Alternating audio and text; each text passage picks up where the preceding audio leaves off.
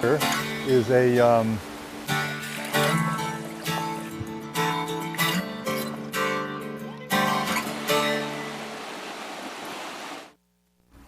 Hello, welcome to Walk in the Park. My name is Tony Ingraham, and this is recorded on July 11th, 2018. You can see all of my shows, all of my episodes at walkinthepark.tv. That's a URL, that's a website, walkinthepark.tv. 197 of them now, so lots to look at. You can search with keywords and search things, and also by time, and find different episodes of Walk in the Park. This time we are going to go to Taughannock Falls, but we're going to go there in a historical perspective in a way. And but before we do that, I just should say this is a public access TV show, TV series in Ithaca, New York, that anybody can actually, any resident of the area of Ithaca, town of Ithaca and city of Ithaca, can take a class and get certified to use the studios and to equipment. You can take another class and take equipment out and make your own TV show. So you can see all our schedules and training schedules and so forth, and cablecast schedules on channel 13 and at pegasus.webstarts.com. We also have a Facebook page. You may want to check that out at Pegasus TV. Pegasus stands for Public Educational Government Access System. So we have 3 channels that cover those services. So so this time we're going to go to Taughannock Falls State Park, but we're going to do it sort of historically. So here's a photograph, actually what's called a tintype, that let's see, I've got some here we go. Yeah, a tintype is also known as a melanotype or ferrotype, is a photograph made by creating a direct positive on a thin sheet of metal coated with a dark lacquer or enamel, and used as a support for the photographic emulsion. Tintypes enjoyed their widest use during the 1860s and 1870s, but lesser use of the medium persisted in the early 20th century, and it has now been revived as a novelty in the 21st century. So this is I actually got this from my friend Bill Hecht, who likes to find lots of historic photographs as well as aerial photography he does that he shares with people. So he scanned this actually off of eBay. Somebody's actually selling this thing, and this is the photo that was with it. So this is at Taughannock Falls. This is the overlook at Taughannock Falls, probably back in the 1860s or 1870s. So some of our story is going to come from that time. We'll zoom in on that picture. Look at that rickety wooden stuff, how the people dressed, and you can see the bottom of the waterfall just behind them. So it's not that different from the view that we have today at Taughannock Overlook. So we're going to go to this little book. Bill actually scanned the pages out of this. So this was pretty interesting, the New York Folklore Quarterly. So that is this one was published in September 1963. I don't know much about this publication, but there was a chapter in it about Taughannock Falls that he did copy out for us to look at. So I'm gonna, let's see. Well, we'll go look at some of the pages. We'll start reading that book here. I'll see if I can read this to you here. I'm going to read you the stories and show you pictures that are more than the pictures they had in the book. Okay, Facts and Fancies of Taughannock by Margaret Badger of the Folklore Quarterly or whatever. Taughannock Falls, well known as the highest falls east of the Rocky Mountains and about 50 feet higher than Niagara Falls, makes a spectacular sight as its waters plunge from a height of 215 feet into Cayuga Lake.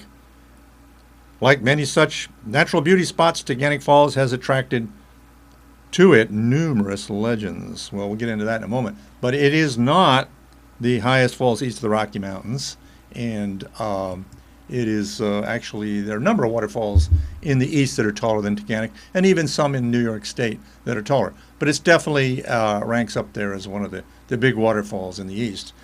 And it doesn't drop directly into Cayuga Lake, as we know. It has a canyon that's about a mile long before it actually gets to the lake.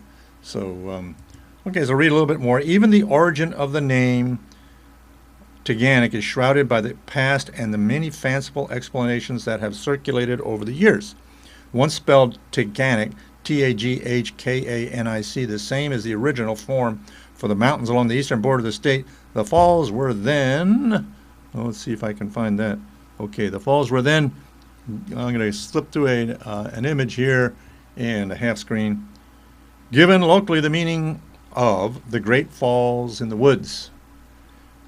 An entirely appropriate description, but without any authentic linguistic basics. Well, actually, I did when I worked for the state parks. I did some research, and through some Native American cultural contacts, found a Native American linguist who said actually the word is an Algonquin word that probably means in the trees. So Great Falls in the Woods is not that far off. So, okay, even in its present form, the name Taughannock is probably an Algonquian word. One of the most popular local legends, however, holds this to be the name of a Delaware or Lenape chief, which immediately raises the question as to how it happened that such a name should be given to a falls a great distance from the Delaware territory, which was down in Pennsylvania mostly. So let's we'll go on with that story here.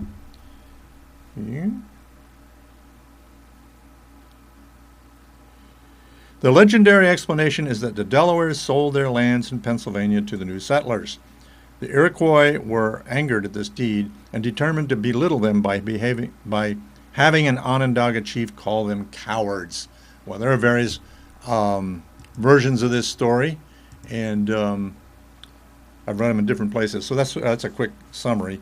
That was back in colonial times, so they were dealing with the British government, not with the American control stuff. So, okay, so with this image here, on to the next page.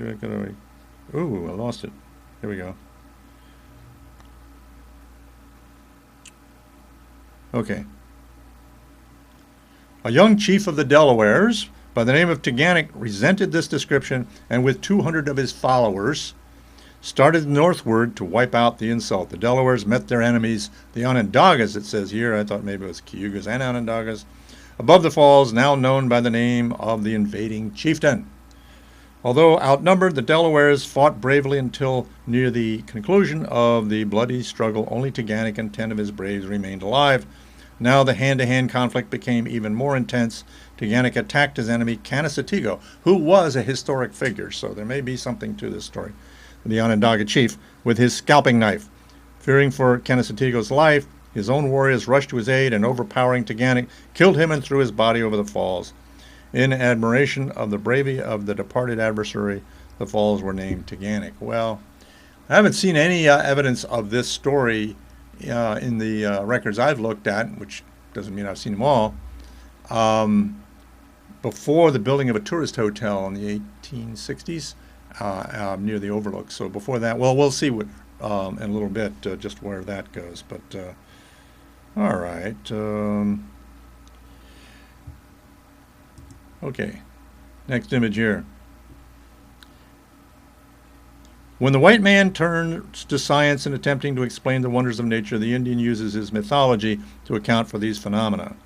In one legend, the Indians attribute the forming of Taughannock Falls and its gorge to the spirit of water, spirit of the water. It all happened years ago when the stone-clothed giants, when stone-clothed giants lived on the earth. The spirit of the rocks became involved in an argument with the spirit of the waters.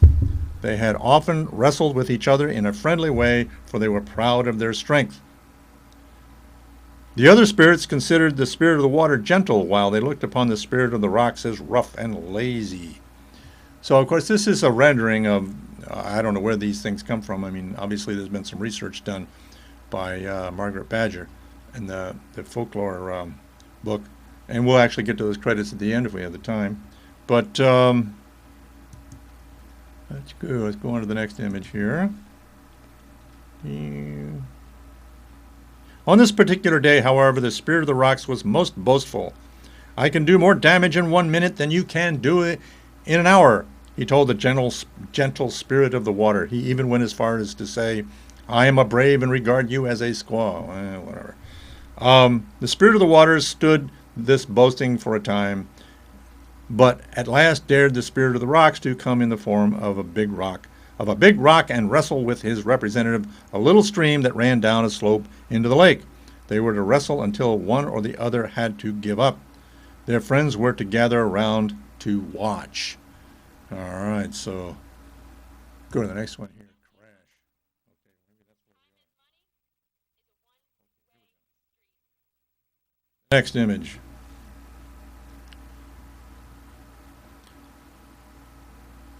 On the appointed day, the two met. At this time, there was no deep gorge, only a slope covered with trees and a little stream that gently rippled on its way into the lake. But as the two spirits wrestled and struggled with each other, they dug a great hollow deeper and deeper into the earth. At last it was all over, and the vanquished spirit of the rocks had fled, leaving only broken, spiritless rocks. The victorious spirit of the waters gave thanks to the helpful little stream. Flow forever over the high cliff, he commanded. So that's actually a photograph taken by Bill Hecht on one of his aerial photography outings, showing the gorge of Taughannock as it enters the lake up at the top of the picture, which maybe doesn't come out on your screen so well that it's actually seeing the lake. But okay, so these are European American renditions of stories that, I don't know just where they all came from. I know where the research came from for this particular article, but I haven't researched back to see where they got them. So it's when they build hotels and things like that, they make up Indian legends sometimes, or they take stories and they manipulate them. So my apologies to our Native American residents, livers on this land. Let's see, what do we have here? Okay.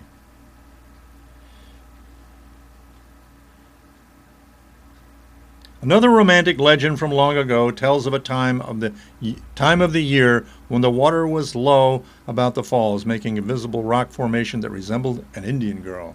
Well, this was actually just a few years ago when the falls nearly dried up. I didn't find that rock, though. She was known as the Lady of the Mist. Yeah, right. Half sitting, half standing, she had one hand on a rock by her side. With the other, she held her clothing away from the spray of the falls. Steadfastly, she gazed upward at the Gothic doorway in the cliff through which her lover had disappeared, never to return. So you may be able to see that just to the right of where the wet rock is from the falls. There is a what looks like a doorway. That may be what they were talking about then. Let's look at an old picture. This is from back in the 1800s, actually before the 1890s. And you can see this kind of a doorway-looking arch there in the rocks. And what do we have next here? Okay, here's a modern picture taken recently, and you can see that it has changed quite a lot. You look at this over here, just to the right of the falls in this view, and to the right of the falls in this view has changed a lot. So maybe that's what the people were talking about, the doorway in the falls. I have a feeling these are stories made up by the hotel owners for the tourists. But anyway, they exist. We have now coming up now. This one, oh, okay.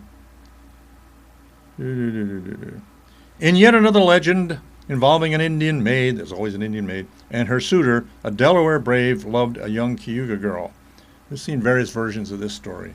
His romantic inclinations were not looked upon favorably by the girl's father, but at a great risk to himself and as well as to his beloved, the brave stove into the Cayuga camp, determined to have her at any cost. His persuasiveness induced the girl to leave the camp stealthily, and together the lovers started on their journey. As they were making their way along the gorge of the Taughannock, they realized they were being followed by the irate Cayugas. No escape seemed possible except by jumping into the gorge, which would have meant certain death. All right. So this is right at the lip of the falls. Back in the old days when the falls projected out. That all changed in about 1895 or so. In desperation, the brave cried out, "Great Spirit, help us!" Approaching the stone door at the top of the cliff, they were overjoyed to see it open, and gratefully they hurried through the doorway. Instantly the door closed, leaving frustrated Cayugas unable to pursue them farther, whatever. You can see this is the lip of the falls. It used to project out back in the 1800s. And just to the right of that, you can see what that doorway may have been then. It's what looks like a door now, I guess. But just try to check my time here. Oh, we're doing okay. All right, so go to the next image here. Reading a book here. Oh, wait a minute. I lost it. Okay. With the coming of permanent settlement along Cayuga's shores, the falls, for a time, were called Goodwin's Falls. Permanent settlement. There actually was a Cayuga village on the point there for some time, so what's permanent? Anyway, falls for a time were called Goodwin's Falls after a family who lived on or near what is now known as Taughannock Point. Actually, it was Richard and Benjamin Goodwin settled there with their families. On the point, at the mouth of the Taughannock, Indians had once had an apple orchard, and that's true. Within easy reach of their nearby village, as the white population increased, their village was abandoned. Goodwin bought the apple orchard, and his name was given to the falls. The original inhabitants never recognized Goodwin's ownership of the orchard, and for several seasons prevented him from enjoying the apples as the Indians quietly succeeded in harvesting the fruits before they had fully ripened. I'd never heard about that before. But you look at the bottom of this picture, you can see this is from an old stereo photograph. You can see it says Goodwin's Falls. So that was pretty early on before they renamed it because of the Taughannock legend, which would be more of a romantic, I guess, name for the falls for tourists. Okay, so go to the next one here. Yeah. All right, on this page. Sometime later, in the year 1826, neighboring community of Trumansburg, then spelled Trumansburg, B-U-R-G-H, was mystified by the arrival of a stranger. In the small community of that day, everyone knew everyone else, but this stranger refused to reveal anything about his background or even tell anyone his name. People of Trumansburg made the natural decision to label him the Hermit of Taughannock. In true hermit fashion, he lived apart from his fellow men and had nothing to do with the rest of the community. The mystery was intensified sometime later when a local youth found the hermit's lifeless body a short distance below the falls. It was never discovered whether he had fallen accidentally or had been a victim of violence. All questions about his death and his past were unanswered. No one seemed concerned about his death. No information nor any other inquiries were ever reached Trumansburg about the Hermit of Taughannock. Well, we've certainly had many people lose their lives at the falls since then. So we'll go on to the next picture here. Get my iPad to work. Well, maybe this is a continuation. The gorge of Taughannock was often the scene of treasure hunts as rumors spread that in the banks of the ravine coal could be found. At one time, 3 caves had been excavated on the north bank in a painstaking effort to locate veins of coal. One person refused to be discouraged by failure and continued his fruitless search for the black diamonds until the time of his death. Of course, there is no coal in this region. Coal is from younger deposits down in Pennsylvania, and we're in much older rocks than when coal was formed during the Carboniferous period, where our rocks are from the Devonian period, which are quite a bit older. So, but here's another story here. This is cool. The summer of 1879 brought considerable excitement to the Taughannock area. Early in July, workmen were widening the carriage drive to the upper glen of the falls when the pick of one of the men struck what he thought was a stone. In preparing to remove the stone, he worked away at the dirt at the base. Suddenly he stopped in amazement. He was not uncovering a boulder. Showing among the dirt appeared to be a human figure. Greatly mystified and helped by other workers who were driven on by the excitement, they eventually uncovered a petrified figure of gigantic proportions. The hands of this huge person were crossed over his right thigh, as you see there. His right leg bent upward toward his body with the left leg lying across it. The workers who made the discovery decided it must have been there for ages, as the root of an adjacent tree had grown around its neck. I don't know if we can see that. But Yeah, that was word spread immediately. Let's see. Let's go to the next image. Word spread immediately throughout the area. Businesses at John Thompson's hostelry, this is the Taughannock House it was called, near Taughannock, improved considerably, and his carriage drive became an exceedingly busy place. People came from far and near to study this discovery of a prehistoric relic. Even scientists came and chipped off fragments that they planned to analyze in the laboratories. Thompson had pictures taken of the giant, and the photographers sold them as fast as they could be printed. All right, let's go on to the... Okay. The area continued to prosper as a result of uncovering the Taughannock Giant until one night, in a Trumansburg tavern, a patron who had imbibed too much disclosed the hoax. He told his surprised audience that he and a companion and Thompson had prepared the deception.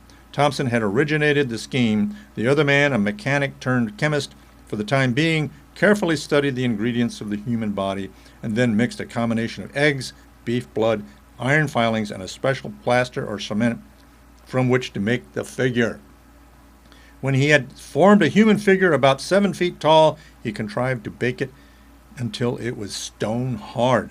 Using a great amount of ingenuity, the three men, under cover of darkness, managed to get their 800-pound giant to its resting place. Cleverly, they tunneled in from the side and pushed the immense figure into the opening. To add the touch of authenticity, they twisted the root of a nearby tree around the figure's neck. So, it was all a fraud. What do we got here? Even after the disclosure of the fraud, no, they call it fraud here, but checking my time here.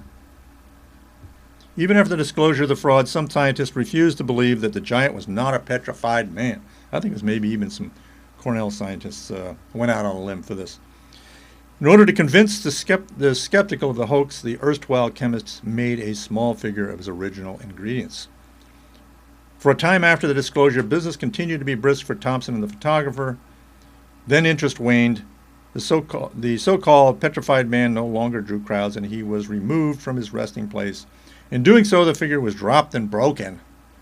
His remains were thrown into a now unknown Trumansburg orchard and forgotten.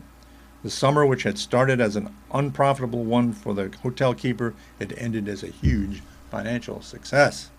So, all right, see what the next one is here. The Taughannock became the setting for a later hoax when, in the early years of the 20th century, the falls were used as background in the make-believe world of motion pictures. A pioneer movie company, that would have been the Wharton Studios, filmed a thriller on location in the gorge, and the walls strangely echoed with the shouted orders of the director in these infant days of the silent flickers, quote-unquote. In one of the episodes, an auto, manned only by a dummy as the driver, plunged over a cliff into the gorge. Except in the spring, when the falls roar and rush through the gorge, the Taughannock continues as a peaceful stream, unchanged by the legends or excitement around it, murmuring on its way to its drop of 215 feet into Cayuga Lake. Well, near Cayuga Lake. The water does get there. Okay, so that's one more page here. So this is actually pages about Taughannock from one of the Margaret Badger's sources. Let's see. She says, "I wish to express my appreciation for the assistance to the staffs of the DeWitt Historical Society of Tompkins County, which is now the History Center of Tompkins County, Ithaca Public Library, and the Mann Library of Cornell University. Information about Taughannock Falls appears in the following sources: William Bogart, Scenery of Ithaca," and actually I think that's what this article is from. William Griffiths, The Pathfinders of the Revolution. Lewis Halsey, The Falls of Taughannock, and I have that book. And Glenn Rogers, Forgotten Stories of the Finger Lakes. So, interesting stories. Interesting stories about Taughannock Falls. So, so it was fun. Bill found that and he shared it, and that is a good summary of some of the stories around Taughannock. Pretty much the most of them. Once again, we are watching Walk in the Park here. You're watching Walk in the Park. See all my episodes at walkinthepark.tv. We just got a couple of minutes left here, so we'll see what I've got next here. We're going to pop over to Watkins Glen State Park, and this is, you can see Ithaca on the right there, right center, the southern end of Cayuga Lake, and then go over to Watkins Glen State Park. In case you're not a local, say you're watching this show in Colorado or France or someplace like that. So we'll zoom down to the village of Watkins Glen, and right in the center there is a marker for Watkins Glen State Park, and you can see a green, dark green area going from the lower left to the center, and that is the gorge of Watkins Glen. There we go. This is closer in yet, and we're just going to pop through here. Here's a new entrance that was has been built and was opened last month. We had a whole show about this, and there was a ribbon cutting. The main entrance to the gorge was it took a couple of years to build, but it was a great improvement. Quite a bit of money is going into this. They're still working on it. The trail up to the upper right there is going to be rebuilt and opened. It's been closed for about 40 years almost. There's a new visitor center there, gardens, and so forth. Interpretive panels. People can learn a whole lot about the gorge without even getting up into it, and there are exhibits all through the gorge. So here's what it looks like now. You can go over there. This is what it looked like a year ago when they were doing all the work, and this is what it looked like several years ago. And for many, many years, it was a parking lot. And you go there, and so the cars were all in there. And then there's some of the work that began a few years ago at the end of the gorge. This is looking out towards the mouth of the gorge downtown, and they were fixing up the entrance to the gorge itself, the tunnel. Here's a picture I took years ago showing a reflection from a car on the side of the gorge in the main entrance. Well, all of that parking has been moved across the street. The Watkins Glen State Park fronts right into the village of Watkins Glen, and all that parking has been moved across the street. Well, there's more to say about that, but I don't have time to say that. I was going to tell you about the Great Flood of 1935. So thank you all very much for joining me here, and I encourage you to turn off this screen and go out and go for a walk in the park. So this is just going to be our final image here before I show you the credits. Credits are coming right up here.